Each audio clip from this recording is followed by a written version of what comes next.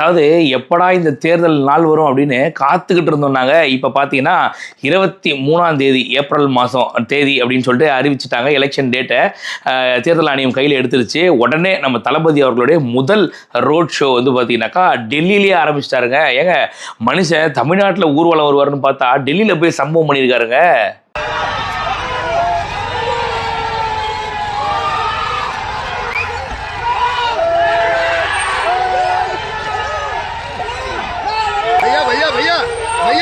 भैया प्लीज भैया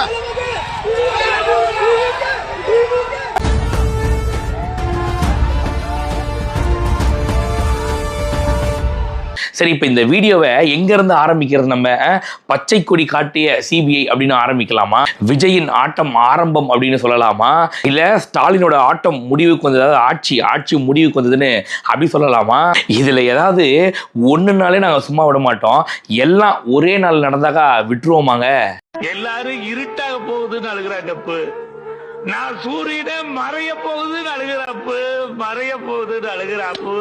ஐயோ, என்ன நடந்துச்சு நேற்று சிபிஐ ஆஃபீஸில்? 2 நாள் இன்வெஸ்டிகேஷன் அப்படின்னு சொல்லிட்டு ஒரே நாளில் போதும் அப்படின்னு சொல்லிட்டு பேக்கப் பண்ணி கிளம்ப சொல்லிட்டாங்க. தளபதி வெற்றி கொடி காமிச்சிக்கிட்டே கிளம்பி வந்திருக்காப்புல. என்ன நடந்துச்சு அப்படின்றத டீட்டெயிலாக இந்த வீடியோவில் பார்ப்போம். வீடியோ ஸ்கிப் பண்ணாமல் ஃபுல்லாக பாருங்கள்.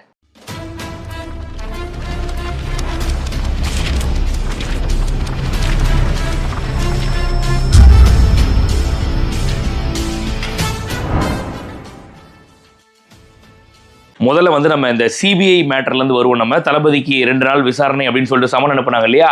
அது விஷயமா தளபதிகள் ஆஜரானார் இல்லையா? அந்த சிபிஐ மேட்டர்லேருந்து முதல்ல வருவோம். அதுக்கப்புறம் ரோட் ஷோ போன்ற விஷயங்கள் எல்லாம் அப்புறமா பேசுவோம் நம்ம. ஸோ இந்த சிபிஐ அப்படின்னு எடுத்துக்கும் போது முதல்ல கரூர் தளபதி அவர்களை எங்கே வச்சு அவரோட கெரியரையே முடிக்கணும், அரசியலுக்கு இனிமேல் வரக்கூடாது, அரசியலை பற்றி இனி எந்த ஒருத்தனும் எந்த ஒரு நடிகனும் யோசிக்கவே கூடாதா, இங்கே நாங்கள் தான்டா அவனே, எங்களை எதிர்த்து அரசியல் பண்ண என்ன பண்ணுறோன்னு உன்னை வச்சு காட்டுறோம் பாடுறா அப்படின்னு சொல்லிட்டு இந்த கரூரை வச்சு ஒன்று பண்ணாங்க இல்லையா? அந்த கரூர் வழக்கு இப்ப திமுக பெரிய ஒரு பிரச்சனையாக வந்து நின்றுருக்கு. தளபதி அவர்கள் வந்து பாத்தீங்கன்னா அந்த ஒரு நாள் வந்து பாத்தீங்கன்னா விசாரணையை முடிச்சுட்டு 2 நாள் சொன்னாங்க.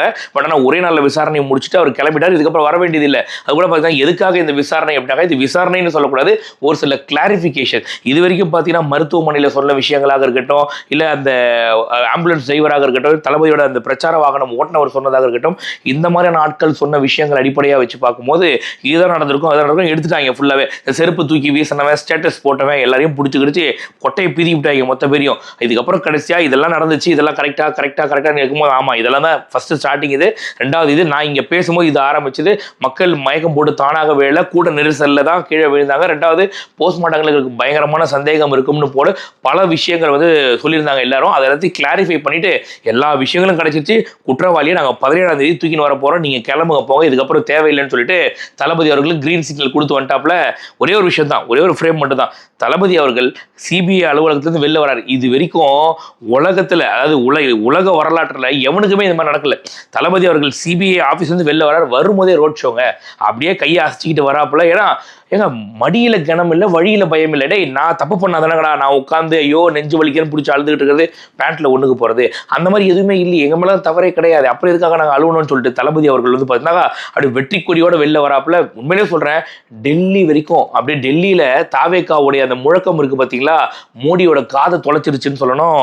ஓப்பனா சொல்லுங்க, டெல்லியில போயிட்டு தமிழக வெற்றி கழகத்தோட முழக்கத்தை பார்த்துட்டு ஒட்டுமொத்த அரசியல் களமும் வந்து விழிப்பிதுங்கி நிற்குது. என்னடா யாரா இந்த மனுஷன், இங்க இருக்கிறது பார்த்தா அங்க போய் வேற சம்பவம் பண்ணிட்டு இருக்காப்ல இந்த மனுஷன், என்னடா இது டெல்லி வந்து பிஜேபியோட கோட்டையாச்சே, அந்த கோட்டையில போய் ஒரு ஓட்டையை போறாருன்னு சொல்லிட்டு மொத்த பேரும் விழிப்பிதுங்கி நிக்கிறாங்க. ஏதோ இப்போ 17ஆம் தேதி போவாப்புல நம்ம நெஞ்சுவலி நாயகன் இருக்கார் இல்லையா, அவரை நாளைக்கு 17ஆம் தேதி வந்து கூப்பிட்டுருக்காங்க. அங்க போயிட்டு எப்பா இப்பயே சொல்லிடுறேன், டயப்பர் ஒரு டசன் ஆர்டர் பண்ணி வச்சுக்கோங்கப்பா, ஏன்னா பேண்ட்ல கிண்ட்ல ஒண்ணுக்கு போய் நாரிட போகுது சிபிஐ ஆஃபீஸ், போனாரா டயப்பர்ல போக சொல்லுங்க, முதல்ல அதை வாங்கி வச்சுக்கோங்க. அதாவது உண்மையிலேயே சொல்றேன், உன் மேல தப்பு இல்லை அப்படின்னாக்கா எங்க தளபதி எப்படி போனார் பார், போயிட்டு வந்தாரு பாரு. இதே தப்பு பண்ணவன் என்ன பண்ணுவான், நெஞ்சு வலி நழுவான், பேண்ட்ல ஒண்ணுக்கு போவான். மக்கள் இந்த வித்தியாசத்தை புரிஞ்சுக்கணுன்றதுக்காக நான் சொல்றேன்.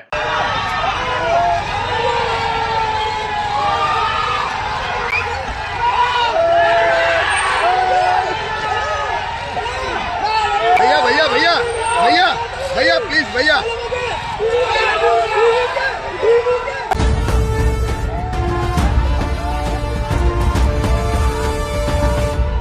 எங்க தளபதி போனாப்புல போயிட்டு இன்வெஸ்டிகேஷன் முடிச்சாரு. சாரி, இன்வெஸ்டிகேஷன் சொல்லக்கூடாது, ஒரு சில கிளாரிஃபிகேஷன் கொடுத்துட்டு வந்துட்டாப்புல. இப்போ 17ஆம் தேதி நம்ம நெஞ்சோலி நாயகன் போறாரு, திரும்பி வருவாரான்னு தெரியல, என்ன நடக்க போதோ தெரியல. ஒருவேளை நீ தாண்டா குற்றவாளி, உட்கார்றா, இல்லீகல் என்ட்ரி அப்படின்னு தூக்கி வந்து உட்கார வச்சாலும் வச்சிருவாங்க, தெரியல. பார்த்துக்கோங்கப்பா திமுக காரங்களா. ஸோ இந்த டெல்லியில் இருக்கக்கூடிய சிபிஐல நடந்த விஷயம் இதுதான். இதை தாண்டி வந்து வேற எதுவும் பெருசாலாம் தளபதி கிட்ட வந்து விசாரிக்கிறதுக்காக உட்கார வச்சு இதை நீங்க பண்ணீங்களா, ஏன் இதை நீங்க பண்ணல அப்படிலாம் கிடையாது. எல்லாருமே மெச்சூர்டா யோசிச்சாங்க. திமுக ஊப்பிக்கல் மாதிரிலாம் சிபிஐ பேசாது. ஸோ ரொம்ப மெச்சூர்டாக பேசி இந்த மாதிரி கிளாரிஃபிகேஷன்ஸ் எல்லாம் வாங்கிட்டு இதுக்கப்புறம் நீங்க வர வேண்டியது உங்களை டிஸ்டர்ப் பண்ண மாட்டோம், போய் தேர்தல் வேலைகளை பாருங்கன்னு சொல்லிட்டு தளபதிக்கு கிரீன் சிக்னல் கொடுத்து அனுப்பியிருக்காங்க சிபிஐ. அடுத்து 23/4/2026 தேர்தல் நாள் அப்படின்னு சொல்லிட்டு, அதாவது ஓட் போலிங் டே அப்படின்றத அறிவிச்சிட்டாங்க தேர்தல் ஆணையம். ஸோ இனிமேல் மக்கள் தான் தலைவனை முடிவு பண்ற நாள், இவன் தான் தலைவனா வரணும், எங்களை ஆளக்கூடியவர் இவர் தான், இவரை தாண்டி யாருக்குமே தகுதி இல்லைன்னு மக்கள் முடிவு பண்ற நாள். இது வரைக்கும் ஆட்சியில் இருந்தவங்க மக்களுக்கு இதை செய்யணும், மக்களுக்கு இதை செய்யக்கூடாது, இது போதும் இவனுங்களுக்கு அப்படின்னு சொல்லிட்டு இருந்தவங்க இனிமேல் மக்கள் முடிவு பண்ணுவாங்க. மக்கள் முடிவு பண்றதுக்கு ஒரு நாள், 5 வருஷத்துல ஒரு நாள் மக்களுக்காக கொடுப்பாங்க. அந்த நாள் தான் வர 23/4/2026.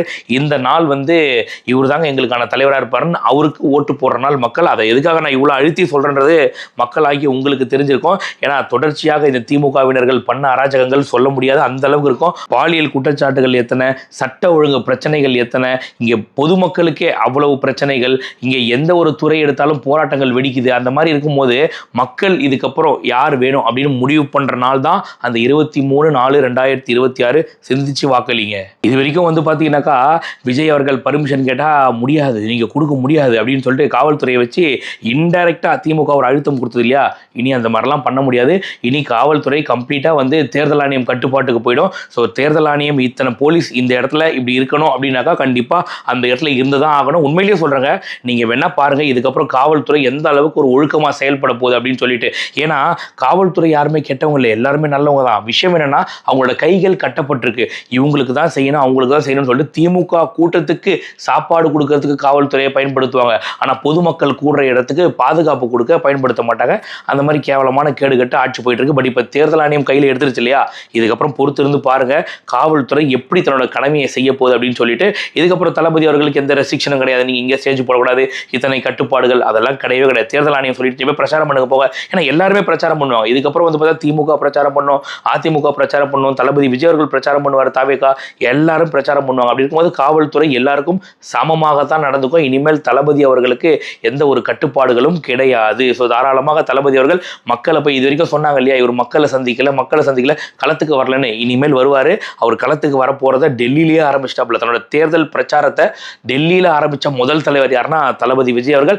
இதுக்கப்புறம் பார்க்க போறீங்க உண்மையான மக்கள் சக்தி என்ன, தளபதி அவர்கள் மக்கள் மேல எந்த அளவுக்கு மரியாதையும் அன்பும் வச்சிருக்கான்றத மக்கள் இனிமேல் பார்க்க போறாங்க. அடுத்து டெல்லி வரை தன்னுடைய செல்வாக்கை காட்டிய விஜய் சிபிஐ அலுவலகத்தை விட்டு வெளியில வராரு. வெளியில வரும்போதே பார்த்தீங்கன்னாக்கா நேரம் அப்படி ரோட் ஷோங்க மேலே வந்து அந்த சன்ரூஃப் ஓப்பன் பண்ணிட்டு மேலே நின்றுட்டு கை காமிச்சிட்டு வர்றது, மக்களுக்கு பூ தூவி தளபதி அவர்களை வரவேற்கிறாங்க டெல்லி சிபிஐ அலுவலகத்துக்கு வெளியில.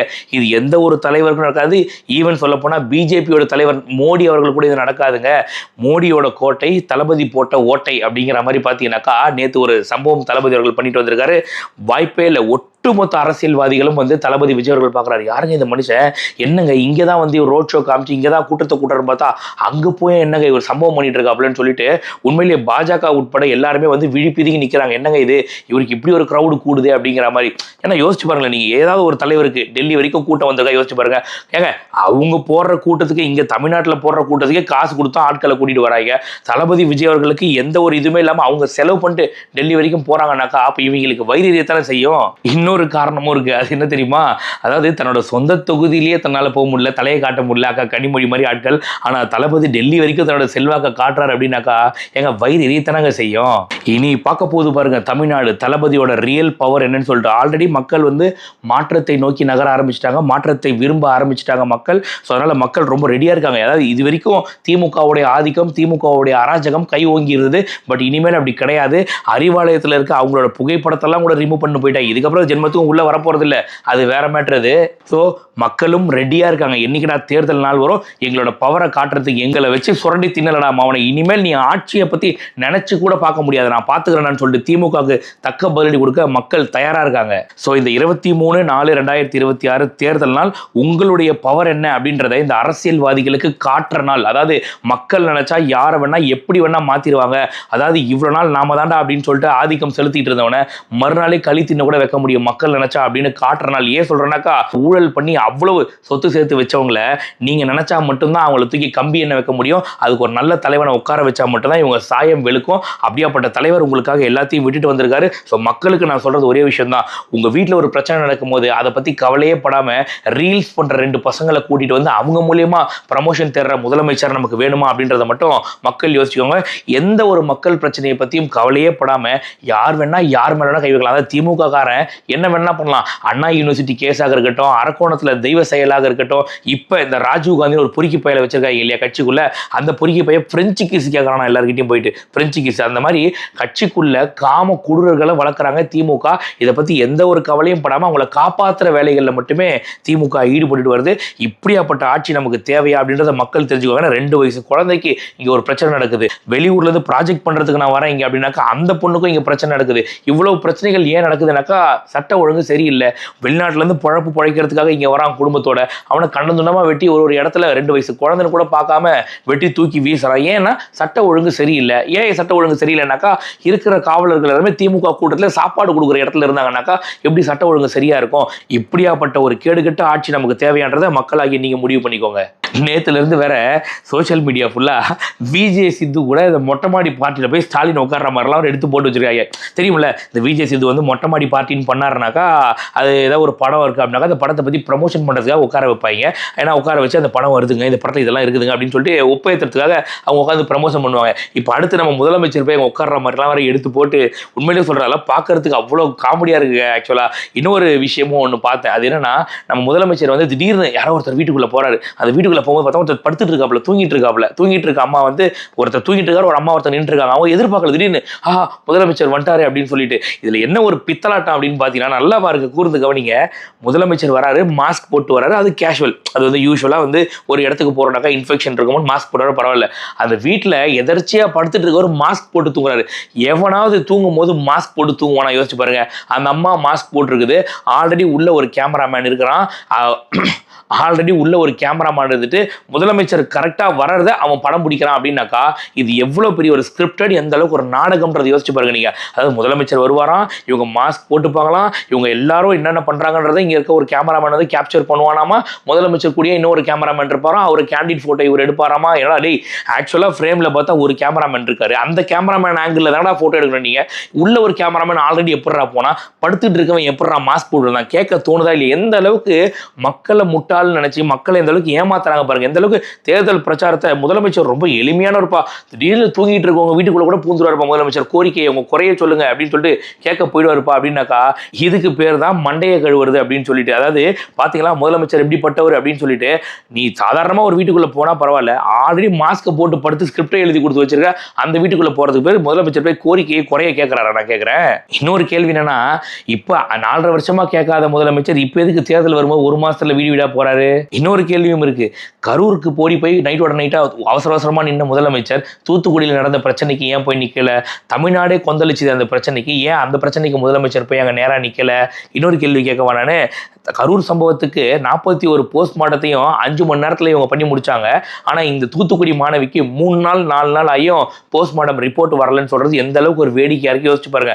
இதுக்கு பேர் தான் சொல்றேன் கையால் ஆகாத ஆட்சி, இது விளம்பர மாடல் ஆட்சி அப்படின்னு சொல்லிட்டு. சொல்றதுல தவறு இருந்தா நீங்க எனக்கு கமெண்ட்ல கூட கேளுங்க, ஏன்பா இந்த மாதிரி ஏன்பா சொல்றேன், இப்படி சொல்லக்கூடாதுப்பான்னு சொல்றேன். நான் கேட்கிற ஒரு கேள்வி தவறா இருக்கான்னு யோசிச்சு பாருங்க நீங்க. அதாவது இவங்களுக்கு ரீல்ஸ் பண்ணி மக்களை எப்படியெல்லாம் ஏமாத்தலாம் அப்படின்றதுல மட்டுமே போக்கஸ் பண்றாங்களே தவிர மக்களுக்கு உண்மையிலே தீர்வு சொல்லுவோம், இந்த மக்கள் பிரச்சனையை தீர்ப்போம், இந்த மக்களுக்கு என்ன தேவையோ அதை நம்ம செய்வோம் அப்படின்னு எவனுமே இங்கே செய்யறது கிடையாது. அப்படி இருக்கும்போது இப்படியாப்பட்ட கேடுகட்ட ஆட்சி நமக்கு தேவையானதை மட்டும் யோசிச்சுக்கோங்க. நான் மக்களாகி உங்ககிட்ட ஒரே ஒரு கோரிக்கையை மட்டும் தான் வைப்பேன். அது என்னன்னா, இன்னைக்கு எப்படி இந்த திமுக செயல் இழந்து கிடக்குது, அதாவது இந்த தேர்தல் ஆணையம் கையில் எடுத்ததுக்கு அப்புறமா பல்ல புடுங்கின பாம்பு மாதிரி இருக்கு இல்லையா திமுக, இந்த மாதிரி அடுத்து அதாவது 5 வருஷமா அவங்க அப்படிதான் இருந்தாங்க, அது வேற விஷயம். அதாவது எந்த ஒரு வேலையும் செய்யாம வெறும் குடும்பத்துக்கு சொத்து சேர்க்கறது, சொந்த கட்சிக்காரங்களை காப்பாற்றுறது, இந்த வேலையை தான் செஞ்சாங்க. அவங்க கூட்டத்துக்கு ஆள் சேர்க்கறது, காவல்துறையை வந்து தன்னோட வேலை பணியாட்களாக வச்சுக்கிறது, இந்த மாதிரி வேலையை தான் செஞ்சாங்க. இல்லைன்னு சொல்ல, அவங்க முழுக்க அவங்க கட்சியை பற்றி மட்டுமே யோசிச்சாங்களே தவிர மக்களை பற்றி யோசிக்கல. ஸோ மக்கள்கிட்ட நான் வைக்கிற ரெக்வஸ்ட் என்ன அப்படின்னாக்கா, இன்னைக்கு எப்படி திமுக செயல் இழந்து போய் நிற்கிதோ, இந்த மாதிரி இனி ஆயுசுக்கும் எப்பவும் திமுகவோட வாழ்க்கை வரலாறுலேயே இனி ஆட்சின்ற ஒரு விஷயத்தை பற்றி கனவுல கூட நினைக்கக்கூடாது. அதை மக்கள் பண்ணணும். ஏன் சொல்கிறேன் அப்படின்னாக்கா, கரூரில் 41 பேர் இறந்து போனாங்க. பொதுமக்கள் எல்லாருக்குமே, நான் பொதுமக்களை கேட்குறேன், திமுக ஊப்பிக்களை கேட்கல, பொதுமக்கள் எல்லாருக்குமே தெரியும். மனசாட்சியை தொட்டு சொல்லுங்கள், யார் அதில் பண்ணது, யார் எல்லா வேலையும் நாச வேலையை செஞ்சது. 1.5 வயசு குழந்தை இவங்களை என்ன பண்ணுச்சு யோசிச்சு பாருங்க. நீங்க அங்கே இறந்து போனவங்க உன் குடும்பத்து ஆளாக இருந்தால் நீ திருப்பி திமுகவுக்கு ஓட்டு போடுவேன் நான் கேட்குறேன். நான் உனக்கு ஒருத்தர் மேலே இருக்க கோவத்தை, உனக்கு ஒருத்தர் மேலே இருக்க வன்மத்தை இப்படி தான் காட்டுவியா? போய் மக்களுக்கு பணி செய்ப்போ. அவர் வராருனாக்கா ஏன் வராரு? அவர் வந்து மக்கள்கிட்ட ஸ்கோர் பண்ணாரு, நல்ல ஆட்சி இருந்தால் அவர் ஏன் வர போறாரு? முதல்ல நீ நல்ல ஆட்சி கொடுத்து மக்கள் பிரச்சனைகளை தீர்த்து இருந்தா அவருக்கு வர வேண்டிய அவசியம் இல்லை. அவர் வந்தாலும் மக்கள் தேவையில்லைன்னு புறக்கணிச்சிருப்பாங்களே. கமலஹாசனை மக்கள் ஏற்றுக்கிட்டாங்களே, தேவையில்லை போய் இன்னத்துக்கு நீ வந்து அறிவாலயத்தை வெளில டார்ச் லைட் பிடிக்கிறது எதுக்கடா வந்தேன்னு சொல்லிட்டு கமலஹாசன் திருத்தின மாதிரி தளபதி வச்சு திருத்திருப்பாங்க இல்லையா? பட் இவங்க ஆட்சி சரியில்லைன்னா மக்கள் இந்த அளவுக்கு ஆதரவு கொடுக்குறாங்க. அப்போ இவங்க ஆட்சியை கொடுக்காம இவர் வராரு, இவர் கூட்டத்தில் ஏதாவது நாச வேலையை செய்யணும்னு சொல்லிட்டு 41 பேர் உயிரில் விளையாடி இருக்காங்க அப்படின்னாக்கா, அந்த 41 பேர் உயிர், 41 பேர் குடும்பமும் உன் குடும்பத்து ஆளா இருந்தா நீ திருப்பி திமுக ஓட்டு போடுவேன் நான் கேட்குறேன்.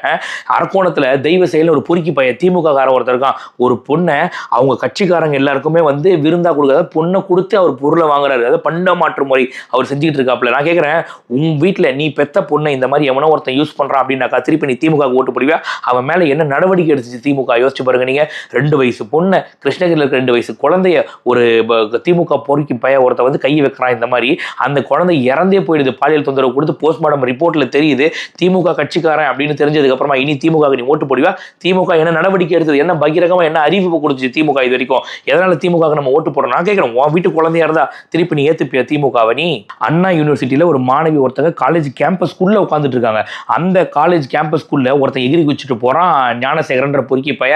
அந்த பொறுக்கி பையனை காப்பாற்றுற வேலையை செய்கிறாங்க. யார் அந்த சார்ன்றதை இன்னைக்கு வரைக்கும் வெளிக்கொண்டு வரல அப்படின்னாக்கா, இப்படியாப்பட்ட திமுக ஆட்சி நமக்கு தேவையா? அந்த பொண்ணு, அந்த மாணவி ஒருத்தங்க உள்ள உட்காந்துற காலேஜ் கேம்பஸ்ல, அந்த மாணவி உன் வீட்டு பொண்ணா இருந்தா, அந்த வீட்டு பொண்ணை திமுக காரன் கை வச்சான், அதை காப்பாற்றுற வேலையை திமுக பார்த்துச்சு, என் வீட்டு பொண்ணுக்கு எங்க பாதுகாப்பு இல்லைனாக்கா திருப்பி நீ திமுக ஓட்டு போடுவா? வேற ஒருத்தனுக்கு தானே பிரச்சனை நடக்குது, நமக்கா நடக்குது அப்படின்னு நினைச்சீங்கன்னா நாளைக்கு உங்களுக்கு நடக்கும்போது இன்னும் ஒருத்தனை கை கட்டி வேடிக்கை பார்ப்பான். அவன் வீட்டு பிரச்சனை நம்ம வீட்டு பிரச்சனையா நினைச்சு நாம அவங்களுக்கான தீர்வை தேடி போனா மட்டும்தான் நமக்கும் சேர்த்து நாளைக்கு எந்த பிரச்சனை நடக்காம இருக்கும்.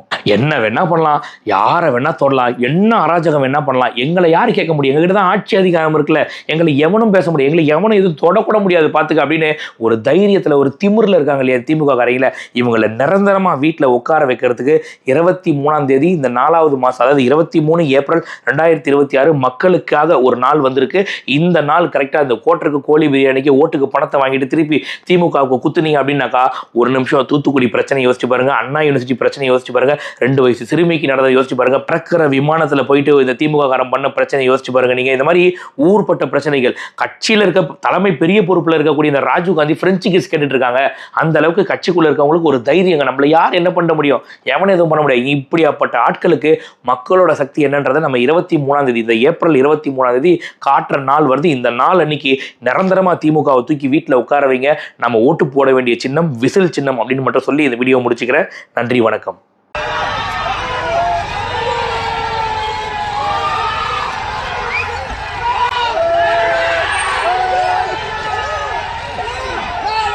भैया भैया भैया भैया प्लीज भैया